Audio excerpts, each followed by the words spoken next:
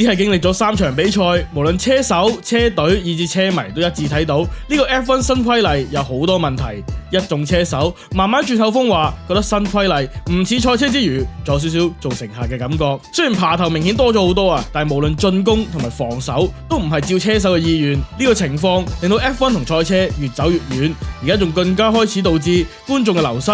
西班牙咪發覺收視跌咗4成幾，對 F1 嘅未來蒙上陰影。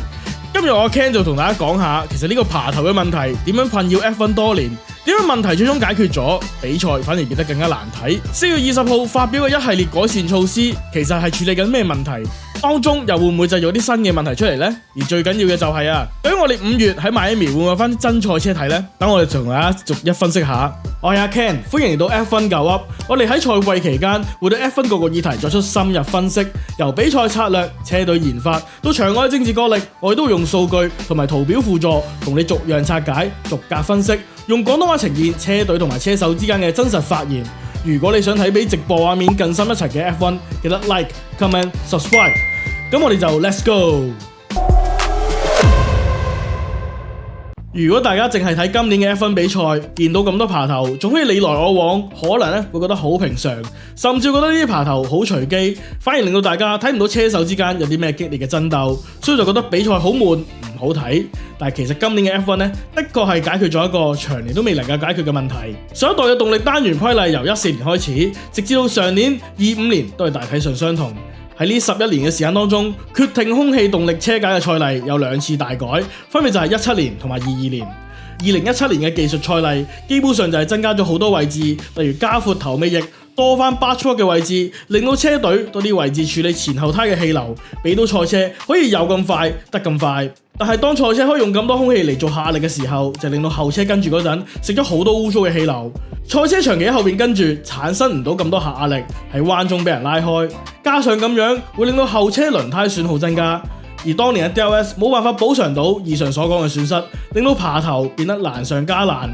多數爬頭都只係當一啲快嘅賽車留喺後邊，就可以用到一個更加好嘅輪胎管理，去到 DRS 路禁制爬頭。差距之大，令到前車根本難以防守。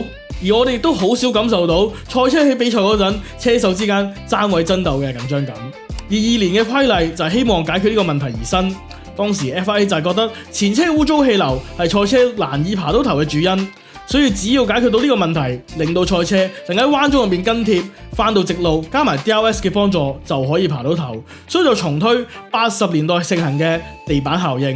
賽例容許賽車可以喺地板度設置民事通道 Venturi Tunnel， 嚟到以一個產生最少污糟氣流嘅方法，產生相應嘅下壓力。當年 F1 喺未實行地板效應新規例嗰陣，曾經講過，後車即係跟到10米以外，都只係會有18% 嘅下壓力損失，但同時賽車都可以產生相應嘅下壓力。但係咧，新例一日未實行，一日都未真係有比賽，大家都唔會真係知道出到嚟嘅比賽會係咩樣。除咗賽車有海豚跳嘅問題，俾咗個驚喜嗰啲車隊之外，最終出到嚟賽車咧，的確可以喺彎中當中跟貼。但同一時間，當去到大直路 DRS 區嗰陣，後車喺 DRS 當中嘅優勢就變得唔明顯，變成咧彎中跟得貼，但係去到賽道嘅大直路呢個空間上嚟講比較容易爬頭嘅直路，賽車咧反而難爬咗頭。呢個就係因為當前車少咗污糟氣流嘅時候，同時都會令到直路真空區冇咁真空，後車同時都會面對一個相應嘅空氣阻力，令到喺直路嗰陣可以有嘅優勢相對減少。而呢個咧係一個冇辦法改變嘅物理定律。最終埋單計數，爬頭問題咧初時的確係有改善，不過經過咗幾年車隊不斷研發之後，佢哋會不斷喺賽例當中揾空間，將氣流帶翻去佢哋想流向嘅形狀。問題咧就會開始翻嚟，所以大家應該記得比賽嗰陣，經常會有 DRS 火車嘅形成，就係因為跟得貼，但係實力相近嘅賽車卻係爬唔到頭而造成嘅。點解我又要喺度講歷史呢？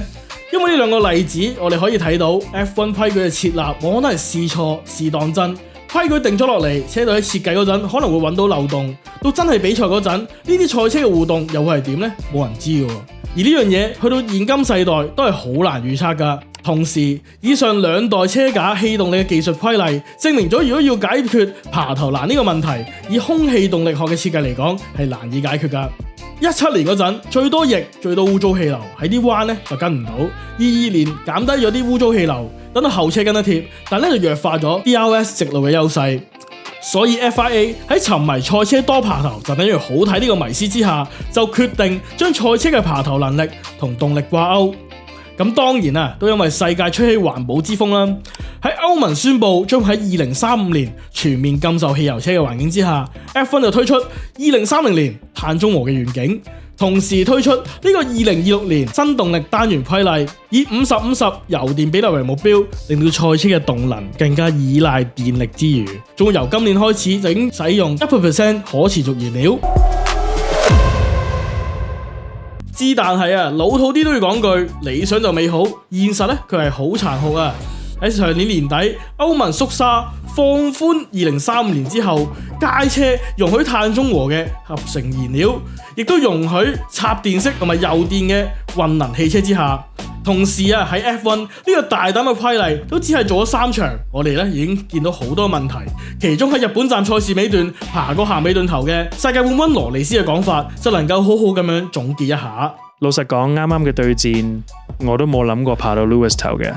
問題係我部車會自動放電，我根本冇話想放電，但我控制唔到，結果我爬咗頭之後就冇電，跟住佢下一條直路就直接爬返我頭。呢啲唔係賽車，呢啲好似係搖搖咁。當你完全受制於動力單元點樣出力，理論上最少都應該係車手去控制，但係而家根本唔係咯。係啊，可能喺電視睇精彩啦，但實際喺車入面嘅感覺完全唔夠真實，唔係應該有嘅賽車感覺。事實上啊，唔少觀眾都係覺得呢啲爬頭成件事好隨機，完全都睇唔到車手之間喺賽場上爭個你死我活嘅感覺。所以呢個規例雖然的確係解決咗困擾 F1 多年嘅賽車難爬頭嘅問題，但係出嚟嘅效果佢係好奇怪，可以話係咧矯枉過正。今次2026年嘅改例咧，的確係十分大膽。先唔講車架方面嘅，淨係講動力單元方面嘅，引擎大改，油電比例變成50-50。根據規例 ，MGUK 電能輸出嘅上限最高去到350個 kW， 引擎亦都迎合咗呢個願景，力量下降到400 kW， 即係536匹。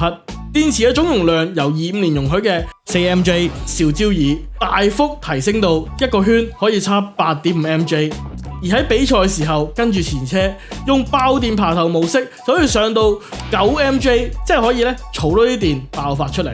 但係賽例都講明啊，喺任何時候電池嘅波動範圍都只可以係 4mJ 啫。呢個咧其實最奇怪嘅限制，你可以想象啊，當你買咗粒幫電話插電嘅尿袋或者奶媽，咁佢咧有1萬個 mAh 嘅一個正常容量啊，但係咧只能夠用當中嘅4乘4，即係一半都冇啊。當你拎佢出嚟用插電落你部電話嘅時候，又唔可以粒電咧少過40%，到時咧就會 cut 電，你咧就揾地方插電先可以再用啦。咁如果你有尿袋係咁，我諗你都會覺得佢壞咗，掉咗佢。所以成個規矩先天性就好考賽車能唔能夠隨時隨地喺賽道唔同嘅路段度插到電。咁但係可惜嘅係啊 ，F1 引擎廠經過多年嘅努力，仍然都未能夠做到呢個目標。以賽車爆電爬頭模式最高可以容許嘅350個 kW 嚟到計算，即係大約11.4秒就會用晒呢4個 MJ。呢個時候就算電池仲有電，但係系統咧都會照 cut 你電，賽車就會出現超級短電 super clipping 呢個情況。冇電落到碌之餘，系統就會逼引擎部分動力嚟到叉電，於是乎賽車就會無端喺直路度慢咗落嚟。結果就係你爬完人頭，部車直路尾會突然間冇晒電能輔助，系統就會分一啲去引擎動力去插翻電。喺 super clipping 嘅情況之下，功率只有250個 kW。賽車咧就變得越嚟越慢，然後俾你爬頭嗰個車手就可以輕鬆反超前啦。呢個咧咪就係 Lando 講嘅搖搖效應咯。唔知幾時有電放出嚟，唔知幾時會冇。車手原來都只係一個乘客，感覺由以往嘅賽車變成今年嘅坐過山車。車手們經過幾場比賽認清事實之後，口風都開始變得越嚟越一致，一直都係反對新例，先後講過話似 Formula E 加強版，話而家 F1 新例反賽車嘅韋斯塔本就再有新嘅soundbite。仲係好差，如果有人中意咁樣，咁佢真係唔知咩係賽車，完全冇癮嘅。好似玩緊 Mario Kart 咁，呢頭你食菇爬我頭，跟住我就慢咗，之後到你食菇再爬頭，對我嚟講真係一個笑話。而本身對今年賽車持開放態度嘅盧克萊，當佢喺日本站排位 Q3 最終一圈嘅時候，喺 Sector 1多彎路段以自己嘅實力做到紫色全場最快嘅時間，但之後佢係因為電能管理嘅問題，最終只能夠排到第4名。佢排位之後嘅發言都流露咗對今代 F1 賽車嘅不滿。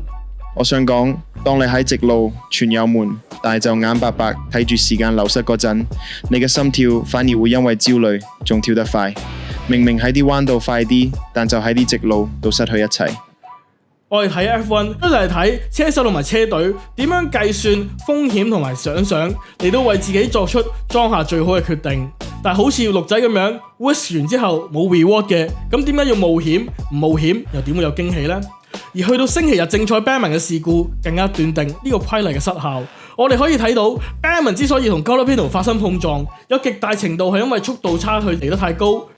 喺日本站之後，作為大獎賽車手協會 GPDA 理事嘅 Carlos 向 FIA 發出嚴正嘅聲明。我哋 GPDA 已經警告過 FIA 呢啲事故會喺呢個規矩下不斷發生。聽講今次個撞擊力有成50G，你想象下，如果呢啲意外係發生喺拉斯維加斯、巴庫或者新加坡呢啲街道賽會點？喺06我哋執翻新賽係因為呢度仲有緩衝區，我哋一定要喺邁阿密站之前作出修改。我諗啊，當一個車手代表咁樣公開講出聲明咧 ，FIA 就一定要做嘢啦。而其實啊，喺本身未為呢條片做任何資料搜集之前，我一直都以為賽車最多咪一係有電，一係冇電，有電咪快，冇電咪慢咯。當然我都知道大約知道啲數字，但係咧睇落就睇少咗呢個4mg 規定嘅影響。你諗下，原來部車慢咗閃燈叉緊電，唔係部賽車真係冇電，而係只係去到充電放電嗰個限制，成件事咧都幾諷刺啊！其實都唔止啊，其實呢個賽例咧真係好複雜嘅。跟住賽例規定，賽車喺時速340公里之外 ，MGUK 輸出會有一條公式咁樣計出嚟。MGUK 會用唔多於1800減時速嘅5倍，當時速去到340至345公里，個限制就會變成不多於6900減時速嘅20倍。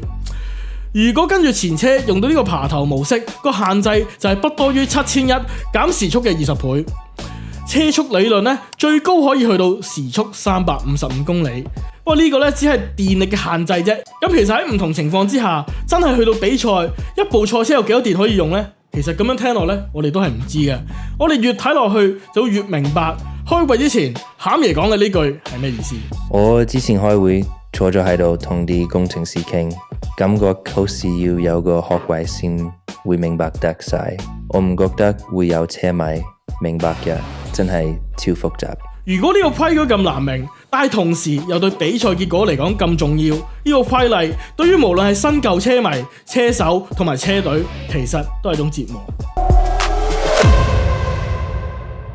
如果話車迷中意睇新嘅 F1，就算車手講咩 ，F1 當局都有權坐視不理。但事實就唔係咁。根據多份嘅網上報道指出，話 F1 嚟到今年第3站日本站，西班牙收視人數由上年嘅124000人減到得返63000人。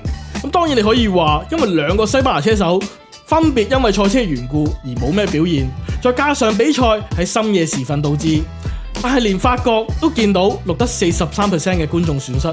其實點講都好啊，一個本身應該向緊上嘅比賽運動，無論喺邊一個國家，竟然跌咗一半收視，呢個問題都絕對值得正視。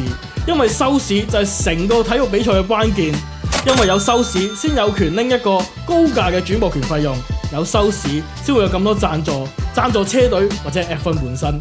如果呢個規例令到 F1 呢幾年嘅成果化為烏有，就有少少成班人好努力，但係佢係越搞越衰嘅感覺。簡單嚟講，呢個26年 F1 規例令到車手揸得唔開心，仲要有危險，車迷又唔知睇緊啲乜 ，FOM 就驚 F1 變得不受歡迎，收視會跌 ，FIA 又要擔心危機，呢個 F1 規例最終搞到4輸都大癲啊！不過 F1 CEO Stefano Domenicali 就出嚟洗雞撐飯蓋，佢喺同 Motorsport 嘅訪問當中就咁講：咩叫假？爬頭就係爬頭啦，啲人真係羨慕喎。喺80年代 Turbo 引擎嗰陣，你喺比賽入面一樣要慳油。如果唔係個油缸邊夠大啊？呢啲都係遊戲嘅一部分嚟。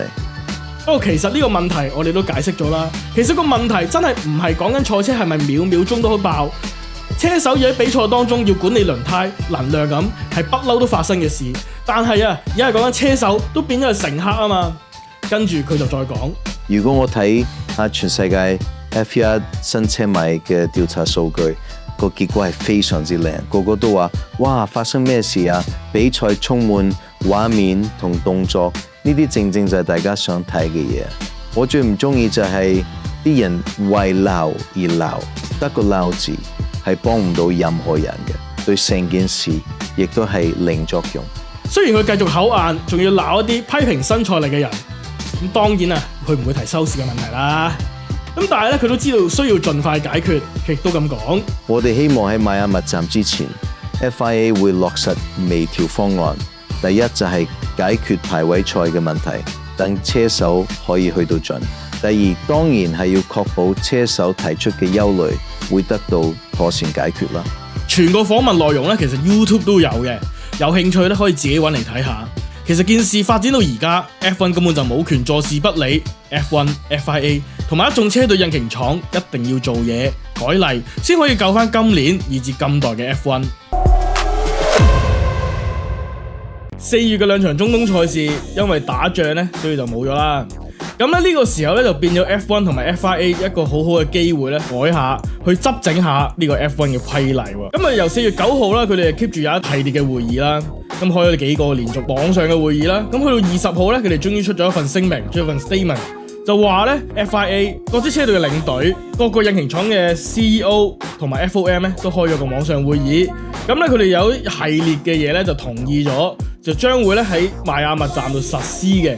咁同埋咧，邁阿密站咧，今日23號咧都出咗篇嘢，就話咧 Free Practice 1咧會係延長到90分鐘嘅。咁點解要延長到90分鐘都好明顯啦，因為邁阿密站係 Spring Weekend 嚟噶嘛，即係佢係得一個自由練習時間。咁如果改咗咁多新嘅嘢，但係最尾咧又唔夠時間俾啲車隊試下落地氣做成點咧，咁就好難搞嘅。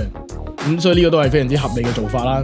咁究竟啊，佢改咗啲乜呢？咁首先咧係分咗4大點嘅，有放唔同嘅情況啊，同埋有唔同嘅目的嘅。咁首先第一個咧就係排位嘅時候嘅表現啊，即係車隊個性能嘅表現啊。咁首先就話咧會減低最高回收叉電嗰個限額咧，由本身嘅8個 MJ 跌到去7個 MJ。咁咧就令到車手咧就唔需要特別啊去縮有碌車叉電去追嗰條數。咁咧亦都令到佢哋可以多啲時間去踩朋友啦。咁跟住就係 Super Keeping 嘅問題咧，啱啱都有提過啦。咁而家就會由本身嘅250 kW 提升到去350 kW， 咁啊令到粒電咧唔使用咁多時間去叉電，亦都咧去減少車手咧需要做能量管理嘅時間。而同時喺呢件事唔止排位嘅，比賽咧都係咁嘅。咁仲有咧就係好似日本站咁樣啦，嗰個電能嗰個回收限額其實都減低過噶嘛。咁咧就本身就預計8場比賽會有呢件事啦，會做咁樣做啦。咁而家咧就去到12場賽事啦，就多過一半啦。咁啊希望咧令到成部賽車咧更加適合唔同賽道嘅需要。咁第二個大點就係比賽嘅時候啦，佢哋咧就希望咧提升安全性同埋咧穩定性啊，性能嘅穩定性。就係當賽車有 boost mode， 即係可能係 overtake mode 嘅時候啦，喺比賽嘅時候咧就只能夠增加150 kW。即係可能你部賽車如果你本身有200個 kW 以上嘅，咁你就可以上到350個 kW 啦。但係如果唔係嘅，可能你架車本身只係發放到100個 kW 嘅啫，咁你咧就冇辦法啦，就只能夠爆發到250個 kW 咋。咁樣就可以令到呢部賽車唔好突然間咁大力啊，因為賽車如果突然間咁大力，可能導致類似 Oscar Piastri 喺澳洲站嗰個事故。咁跟住第二個比賽嘅時候咧，會有嘅改動咧都係有趣嘅。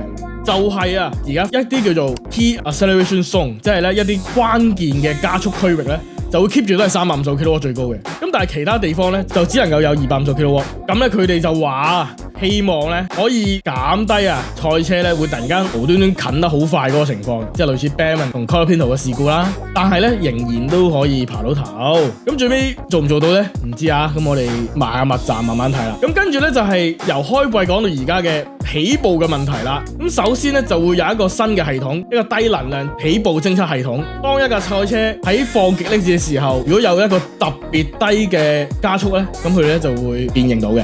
咁如果辨認到會點啊？就話咧會自動有一個 MGU-K 嘅電放出嚟嘅，就確保咧賽車咧都有翻咁上下嘅最低程度嘅加速啦。咁啊希望咧就減少嗰個危險。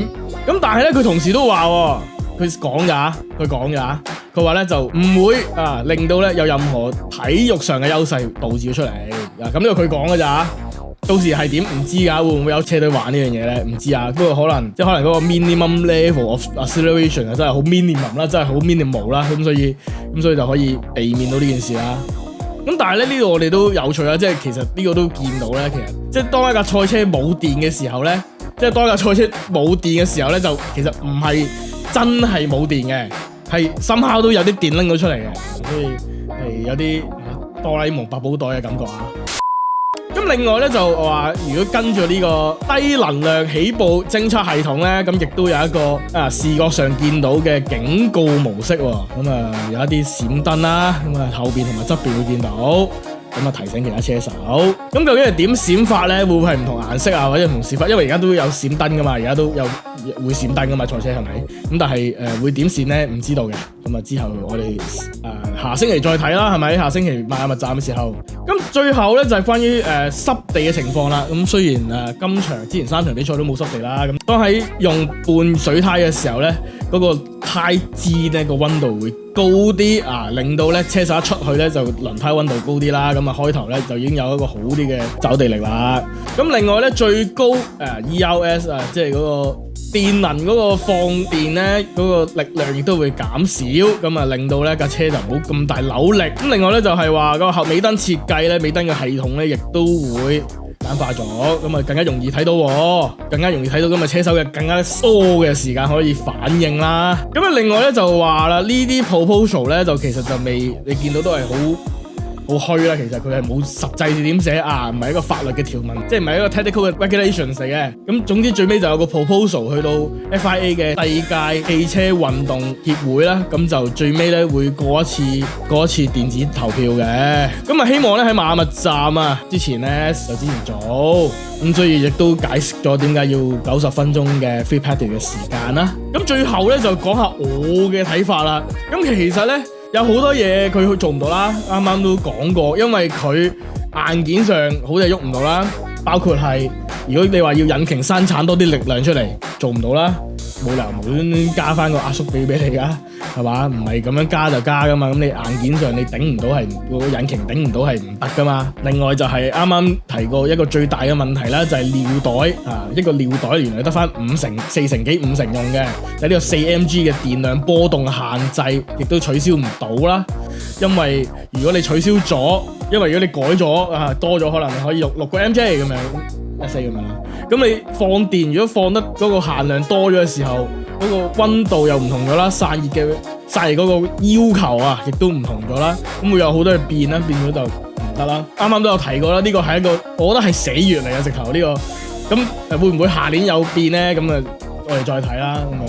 咁同埋咧就係個規則好似係仲麻煩咗啊！但係難理解得嚟，佢有好多嘢佢係少少攀死翻咯，可能係令到個規則更加去貼近真正引擎廠而家喺26年嘅4月做到嘅 performance 咯。因為佢哋而家有真正嘅數據啦嘛。之前我哋寫嗰啲規矩嘅時候，其實都係衰當佢哋吹出嚟嘅嘛，你唔知道車隊或者引擎廠實際做到咩成績出嚟啊嘛。好多嘢之前有講嘅，可能比較瘋狂嘅 idea 或者比較大刀闊斧嘅嘢就冇做到啦。例如直視模式會唔會可以用多啲啊？咁佢呢度冇咁寫啦。佢會唔會喺每一場嘅 F1 之前都可能定多少少直視模式嘅位置咧？咁呢個我哋都唔知，但係佢冇咁寫啦，佢冇咁寫，當係冇做啦，係咪？咁另外就係8mj 去7mj 呢件事，其實本身係有好多人話係6mj 嘅喎，即係有人話會 cut 得多啲喎。如果8mj 跌到6mj 係減2個 mj， 即係唔見咗1/4。而家8個 mj 減到7個 mj， 即係只係減少咗1/1。呢個減幅係一半。咁如果減幅只係得一半，會唔會個效能得一半咧？點解啲人之前會提係6mj 咧？就係有一個 F1 嘅前工程師咧就做咗啲數據嘅模擬，咁佢就話如果我哋用 6MJ 咧，可以基本上理論上完全消除 super clipping 嘅問題喎，即係可能架車剎車叉電同實際要用嘅電量係一樣啊，咁就可以完全解決呢個問題喎。聽落咧係非常之吸引啊，咁但係最尾就可能即係傾完一輪啦，咁有啲人唔同意咁大規模咁樣 cut 得咁緊要啦，咁可能就變咗而家係7個 MJ 咁樣。其實講到尾咧，成個規矩咧，我自己覺得咧都係一啲小修小補啦。啱啱都講過啦，好多嘢佢係改唔到嘅，而家去到呢個時間已經係改唔到啦，太遲啦。咁但係睇得出佢好多嘢都受制住啦，咁因為你要同咁多人傾，其實佢有咁多嘢改已經好叻㗎啦，即係你深刻可以咁樣講，係咯，咁所以出到嚟個效果會係點呢？會有幾大影響呢？其實我都係成疑嘅，而最終你會見到所有人、所有 parties 最有共識嘅都係講緊解決安全嗰個問題咯。關於競技，關於俾大家睇到嘅嗰方面，未必係一個最大嘅着眼點咯。咁所以如果喺咁嘅情況之下，佢會唔會變得好睇咗呢？絕對係成疑啊！